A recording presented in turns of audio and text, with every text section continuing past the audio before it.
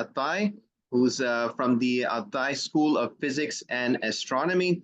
Mohammed Basil Altaie is an Iraqi physicist, philosopher, and professor of theoretical physics. Professor Altaie has a notable academic background, having completed his Ph.D. in theoretical physics at the University of Manchester in 1978. He has worked at the University of Mosul since 1999 and also at the Yarmouk University in Jordan.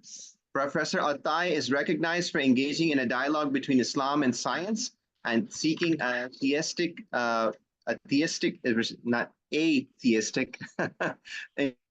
interpretation of science based on Islamic concepts. He argues that quantum interdeterminacy, lends credibility to Islamic theism, suggesting that universe's predictability and indeterminism are evidence of divine wisdom and continuous creation. He's authored several works, including The Divine Word and the Grand Design, Interpreting the Qur'an in the Light of Modern Science, and God, Nature, and the Cause, Essays on Islam and Science, and Islam and Natural Philosophy.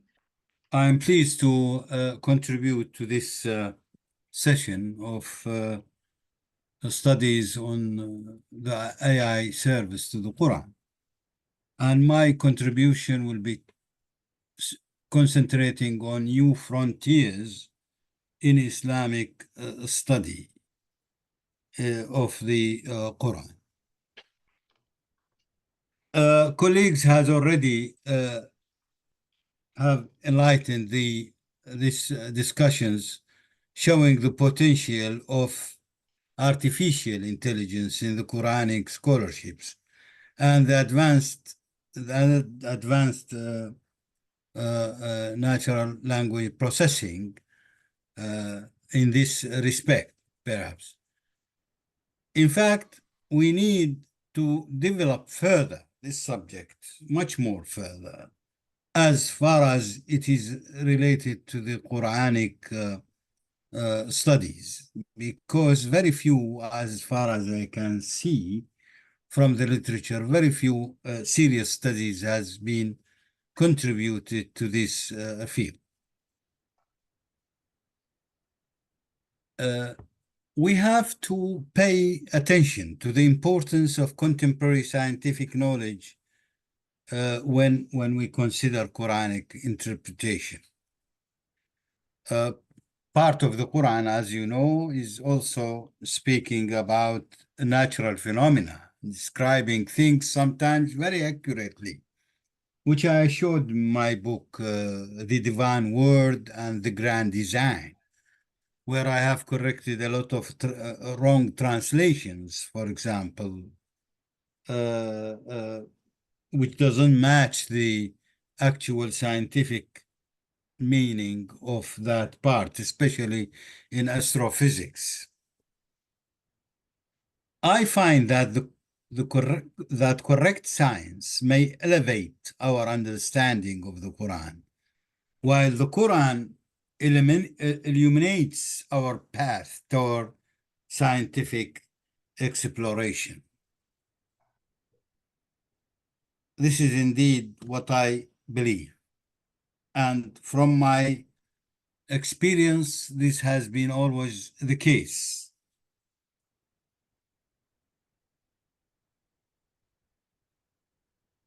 There is large number of studies, traditional studies about the Quran and the interpretations. We have nearly perhaps more than 100 tafsir. And this will be a very good resource for our project. AI can deepen our understanding, for sure, but there challenges stand. There are many challenges in such an endeavor. The Quran is sacred. By the way, there are 3 sacred things: Allah, the Quran, and Muhammad. The rest is not sacred. Even scholars, great scholars, jurisprudence, etc., they are not sacred. So we should not be tied up to what the Salaf has said. Second, Quran is a primary source for Islamic law, and that's why we should care about interpreting the verses as much as we can of accuracy. And as I said, the natural language processing has advanced from the perspective of the natural language processing. The Quran is a collection of data. It's composed of about 80,000 words.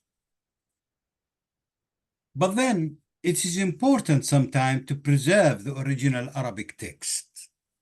That's why the question, I mean, the previous speaker was pointing to, and Dr. Qasqas also pointed to, the translation from Arabic to English may help, by the way, in some cases, in the processing of the interpretations.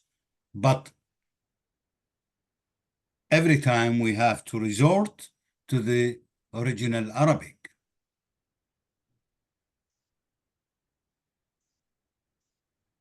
Well, here we have some crucial issues to be considered. First is reconciling what seemingly similar verses. And here again, I come to synonyms, whether walid means ab, or ab doesn't mean walid sometimes, or it means whether Qur'an means dhikr or Qur'an means kitab. Or this is a very subtle point that has been raised in recent years, that the Quran does not mean by the kitab is not the Quran. The Quran is something else and the kitab is something else. This is not quite accurate, by the way, and cannot be taken as general as has been suggested. One.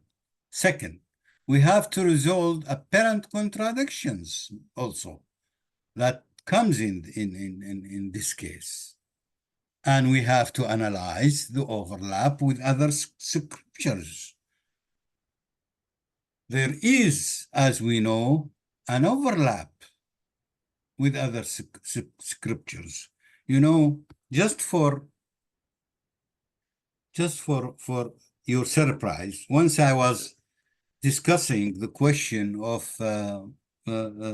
interpreting the verse وإن يوما عند ربك كألف سنة مما تعدون with a Christian colleague. He was a professor of mathematics.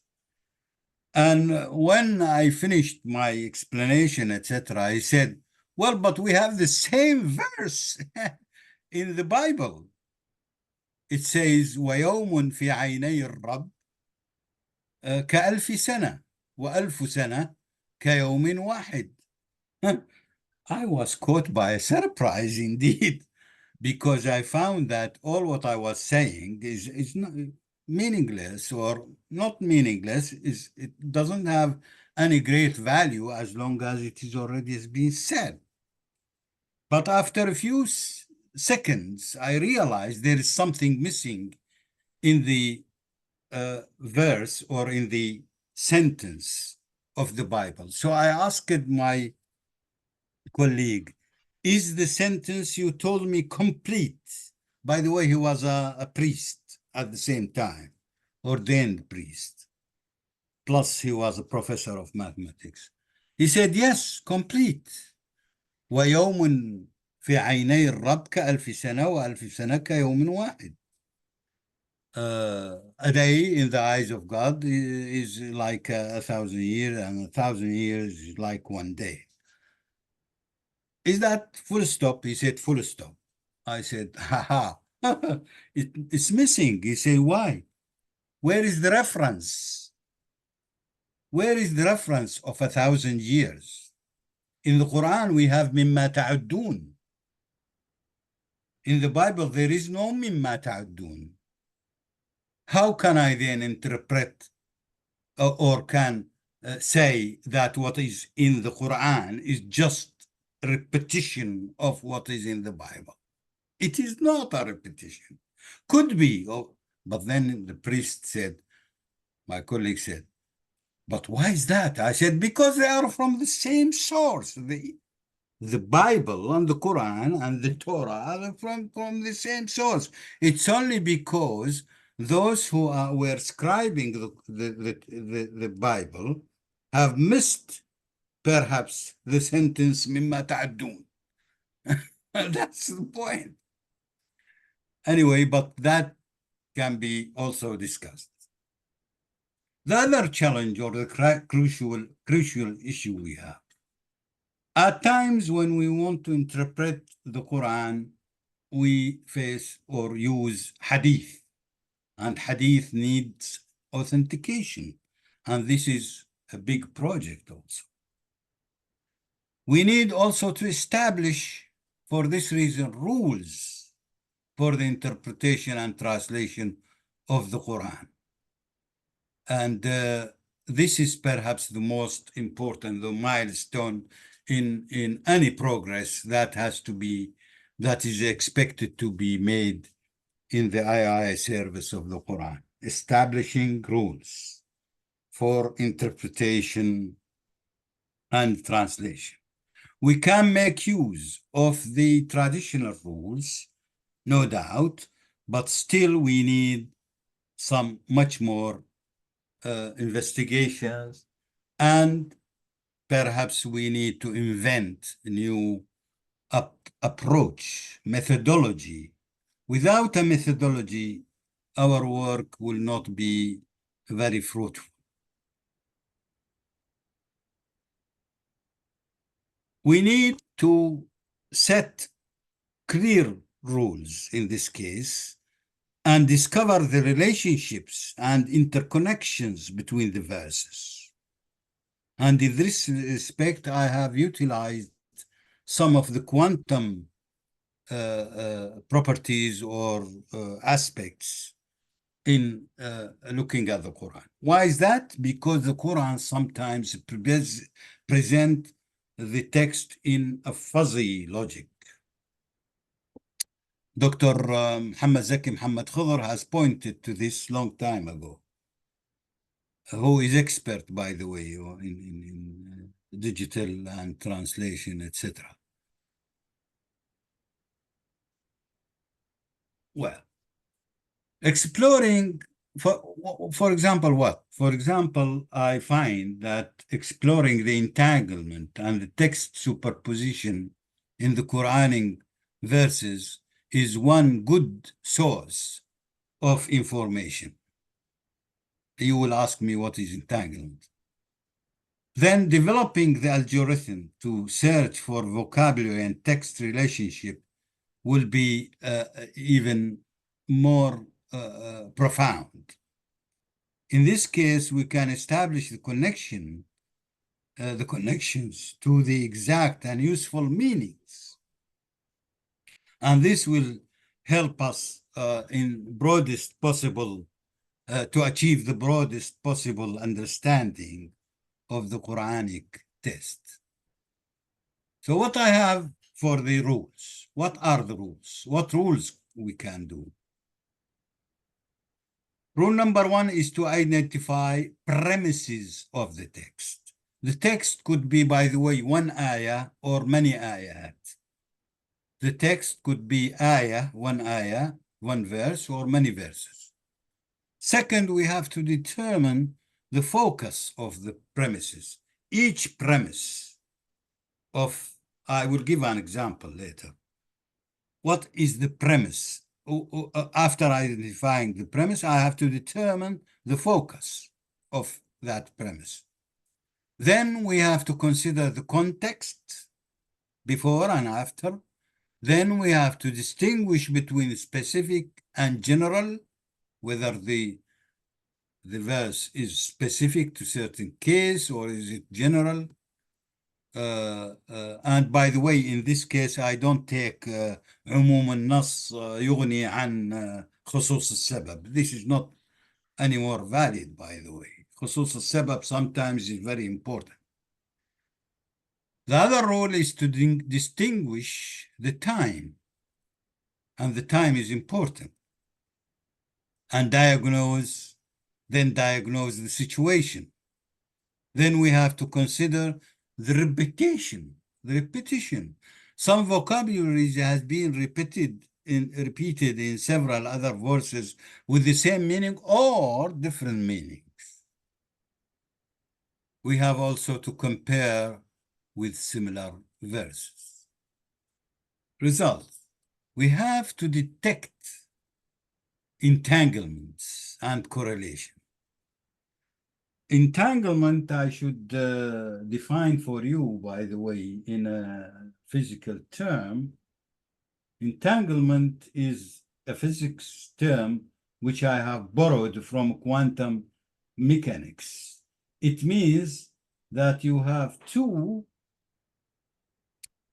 verses. Let us apply it to Qur'an. Two verses which contain certain conditions which goes mutual. This is different from the case of a conditional relationship. Entanglement means the existence of a mutual obligation between two words or sentences in the implied ruling or the verse, let us say. This obligation is different from the condition attached to, say, an order, because it has a common consistency between the two terms, while the necessary condition or the conditional verse is one way. The entanglement is a two-way action. A change in one term or a state will imply immediate change in the other state. I will give an example, by the way, from the example from Surah An-Nisa and verse 34. This is a big controversial verse nowadays because it is related to the women. It says الرجال قوامون على النساء بما فضل الله بعضهم على بعض وبما أنفقوا من أموالهم. This is premise number one. فالصالحات قانتات حافظات للغيب مما حفظ الله واللاتي تخافون نشوزهن فعظوهن واهجروهن في المضاجع واضربوهن فإن أطعنكم فلا تبغوا عليهن سبيلا إن الله كان عليا كبيرا. Perhaps I have chosen a very delicate and subtle verse number 34 in Surah An-Nisa. But you see here, we have three premises. رجال قوامون على النساء. How? بما فضل الله بعضهم على بعض وبما أنفقوا من أموالهم. بما أنفقوا من أموالهم, what they have spent. First, the second premises is defining فالصالحات قانتات حافظات للغيب بما فضل الله. And the third, and here we have in the third verse, واللاتي تخافون نشوزهن. The word نشوزهن is not very common in the Quran. And it is a conditional. واللاتي تخافون نشوزهن فعظوهن واهجروهن في المضاجع واضربوهن. And this is a very severe word or strong word, واضربوهن. And so many people would not accept that in this age. But if you analyze and see the entanglement between the text, there is some mutual entanglement, by the way.